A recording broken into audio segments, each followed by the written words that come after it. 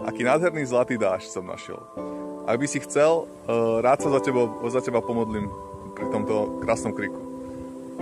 Drahý Bože, buď na blízku tomuto človeku, ochraňuj ho nielen fyzicky, ale ochraňuj ho aj duševne, ochraňuj jeho srdce a dávaj mu do života ľudí, pred ktorými sa nemusí skrývať, pred ktorými môže byť taký, aký si ho stvoril. A prosím, buď mu na blízku v každom kroku, ktorý robí. Veď ho za tebou a ako mi tu začína aj pršať, tak ho krop tvojou láskou.